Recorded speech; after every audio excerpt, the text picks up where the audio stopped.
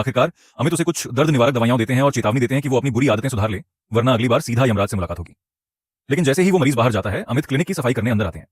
तभी उनकी नजर उस बेसिन पर पड़ती है जहां मरीज ने कुल्ला किया था। वहां कुछ रेंगता हुआ दिखाई देता है। जब वो उसे पास से देखते हैं तो घिन के मारे उनकी रूह कांप जाती है। हे भगवान, वो एक लंबा रेंगता हुआ कीड़ा था। कीड़े को डस्टबिन में फेंकने के बाद अमित के दिमाग की बत्ती जलती है। वो तुरंत दौड़कर अपने केबिन में जाते हैं और उस आदमी का एक्सरे फिर से खोलते हैं।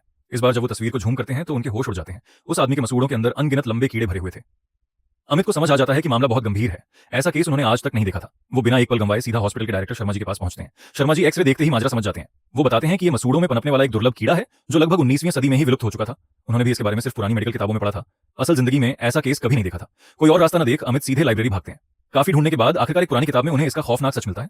दरअसल जब पहले के जमाने में नल का पानी नहीं होता था और लोग सीधे नदियों का पानी पीते थे, तो बिना उबाले पानी पीने की वजह से ये परजीवी इंसानी शरीर में चले जाते थे। बड़े होने के बाद ये धीरे धीरे शरीर के दूसरे अंगों में फैलने लगते हैं और आखिरकार दिमाग और दिल पर कब्जा कर लेते हैं। इसके बाद ये कीड़े इंसान के दिमाग को कंट्रोल करके उसे नए शिकार की तलाश में भेजते हैं। ये बीमारी बेहद संक्रामक है। अगर इस मरीज ने किसी को काट लिया तो इसके अंडे तुरंत दूसरे के शरीर में चले जाएंगे। इससे बचने का इकलौता रास्ता यह है कि अंडों के पनपने से पहले उन्हें बाहर निकाल लिया जाए, वरना मौत पक्की है। ठीक इसी वक्त अमित के पास उनकी असिस्टेंट नेहा का फोन आता है। वही कल वाला मरीज दोबारा अस्पताल आया है क्योंकि उसका दर्द बर्दाश्त से बाहर हो चुका है। अमित जब तक वहां पहुंचते हैं, उस आदमी का पूरा शरीर तड़पने और कांपने लगता है। अमित बुरी तरह डर जाते हैं और वहां से भागने का बहाना ढूंढने लगते हैं। लेकिन अंदर से नेहा लगातार चिल्ला रही थी कि मरीज जिद पर अड़ा है कि इलाज सिर्फ अमित ही करेंगे।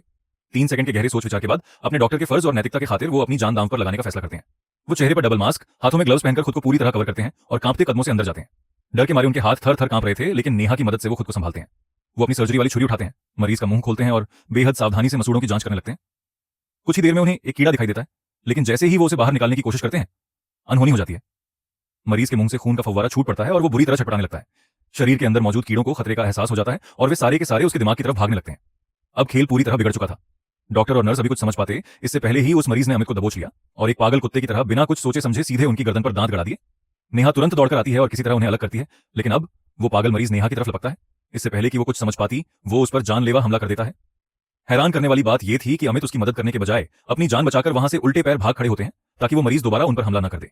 देखते ही देखते वो पागल मरीज नेहा को बेरहमी से नोच नोच कर मार डालता है, लेकिन भागते हुए अमित को महसूस होता है कि उनकी गर्दन में भी कोई चीज रेंगते हुए अंदर घुस रही है। जब वो हाथ डालकर खींचते हैं तो उनके हाथ में वही खौफनाक कीड़ा होता है। अमित डर के मारे चिल्ला उठते हैं और उसे दूर फेंकते हैं, लेकिन अगले ही पल उनके अपने मसूड़ों में जानलेवा दर्द शुरू हो जाता है। अब कोई रास्ता नहीं बचा था। अपनी जान बचाने के लिए वो आव देखते हैं नताव, तुरंत एक इलेक्ट्रिक ड्रिल मशीन उठाते हैं और चालू करके सीधे अपने मसूड़ों में घुसा देते हैं। वो दर्द के मारे तड़प उठते हैं, उनकी चीखें गूंजने लगती हैं। लेकिन इस भयानक दर्द के बावजूद वो ड्रिल रोकना नहीं चाहते थे, क्योंकि उन्होंने देखा कि बाहर खड़ी नेहा के दिमाग पर अब कीड़ों का कब्जा हो चुका था और वो एक जिंदा लाश बन चुकी थी। पर तभी अमित का अपना शरीर भी जोर जोर से झटके खाने लगता है। कीड़ों ने उनके दिमाग पर हमला बोल दिया था और वे खोपड़ी के अंदर तक घुस चुके थे। और कुछ ही पलों के तड़पने के बाद अमित जमीन पर गिर पड़ते हैं और उनकी दर्दनाक मौत हो जाती है। तो दोस्तों, आज की ये काल्पनिक और खौफनाक कहानी यहीं खत्म होती है। मिलते हैं आपसे अगले वीडियो में, तब तक के